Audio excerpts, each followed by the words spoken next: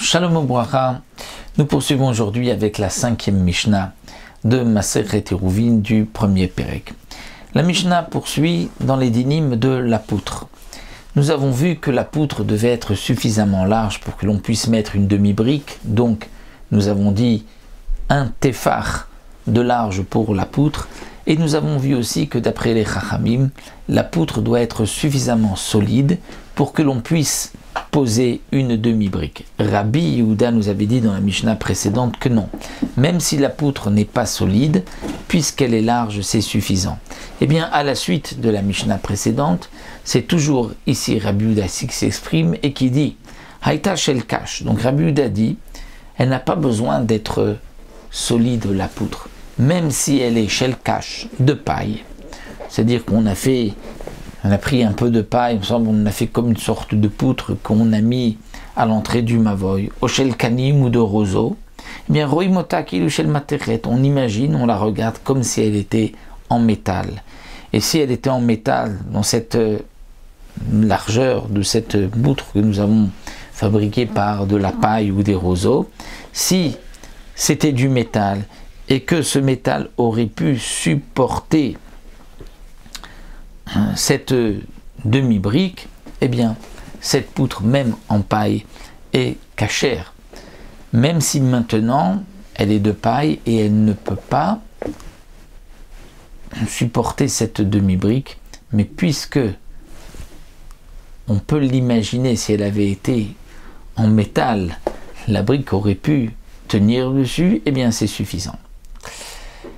Là, on revient au Chachamim. Akuma, si la poutre est akuma, c'est-à-dire elle est tordue, et si elle est tordue, alors la demi-brique ne peut pas se poser,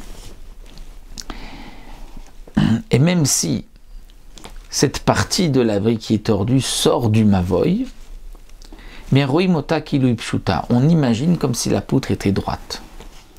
Comme si elle était droite, donc on aurait pu mettre la brique, comme si elle était droite, donc même si elle ne serait pas sortie du mavoy. Agoula, si la poutre est ronde, c'est-à-dire que nous n'avons pas une poutre carrée ou rectangulaire, mais elle est ronde, donc on ne peut pas non plus poser de demi-brique. Eh bien, roimota kilo merubat, on va l'imaginer comme si elle était carrée. C'est-à-dire que même si elle est ronde, il faut qu'elle soit suffisamment large qu'il puisse y avoir l'équivalent à l'intérieur d'une brique qui est large de 1 téphar. Donc comment faire? Le principe est simple. Kol sheyesh be'ekefo shlosha tfachim, yesh bo rochav tefar. Voilà, circonférence de ce rond, de ce cercle.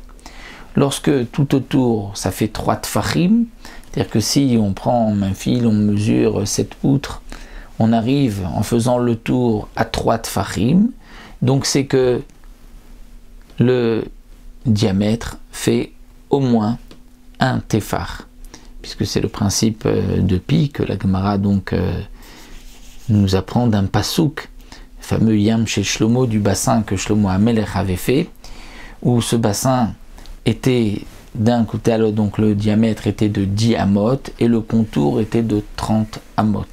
Donc de là on apprend que le contour, circonférence, est 3 fois plus que le diamètre. Et donc ici aussi, si la poutre est agoula, bien si on peut faire le tour et qu'il y a au moins 3 tfachim autour de cette poutre, c'est qu'il y a au moins 1 téphar de large, et c'est suffisant, c'est caché.